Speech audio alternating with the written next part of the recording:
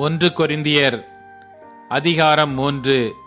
மேலும் சகோதரரே, நான் உங்களை ஆவிக்குரியவர்கள் என்று எண்ணி உங்களுடனே பேசக்கூடாமல் மாம்சத்துக்குரியவர்கள் என்றும் கிறிஸ்துவுக்குள் குழந்தைகள் என்றும் எண்ணி பேச வேண்டியதாயிற்று.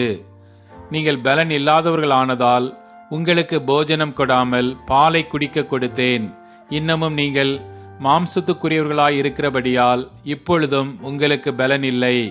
பொறாமையும் வாக்குவாதமும் பேதகங்களும் உங்களுக்குள் இருக்கிறபடியால் நீங்கள் மாம்சத்துக்குரியவர்களாயிருந்து மனுஷ மார்க்கமாய் நடக்கிறீர்கள் அல்லவா?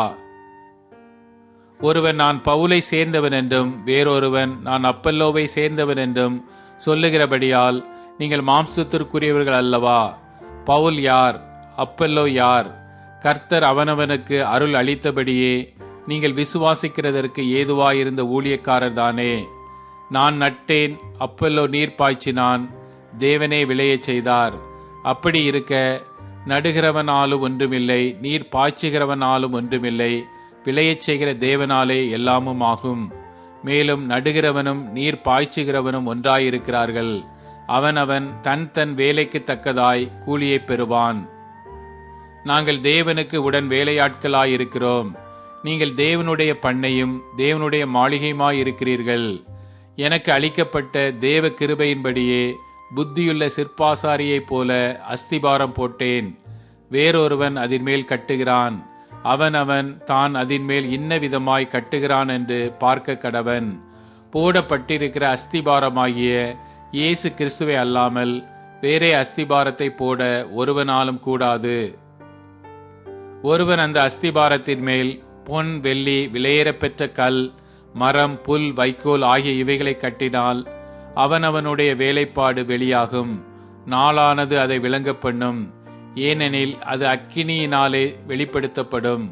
அவனவனுடைய வேலைப்பாடு எத்தன்மை உள்ளதென்று அக்கினியானது பரிசோதிக்கும். அதன் மேல் ஒருவன் கட்டினது நிலைத்தால் அவன் கூலியை பெறுவான். ஒருவன் கட்டினது வெந்து போனால் அவன் நஷ்டமடைவான். அவனோ ரட்சிக்கப்படுவான். அதுவும் அக்கினியில் அகப்பட்டு தப்பினது போல் இருக்கும். நீங்கள் தேவனுடைய ஆலயமாய் இருக்கிறீர்கள் என்றும் தேவனுடைய ஆவி உங்களில் வாசமாய் இருக்கிறார் என்றும் அறியாதிருக்கிறீர்களா? ஒருவன் தேவனுடைய ஆலயத்தை கெடுத்தால் அவனை தேவன் கெடுப்பார். தேவனுடைய ஆலயம் பரிசுத்தமாய் இருக்கிறது. நீங்களே அந்த ஆலயம்.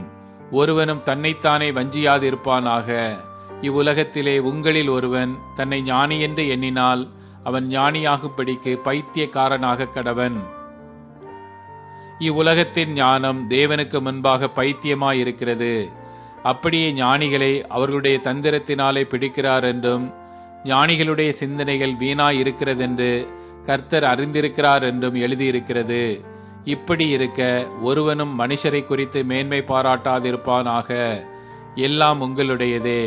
பவுலாகிலும் அப்பல்லோவாகிலும் கேபாவாகிலும் உலகமாகிலும் ஜீவனாகிலும் மரணமாகிலும் நிகழ்காரியங்களாகிலும் வருங்காரியங்களாகிலும் எல்லாம் உங்களுடையது.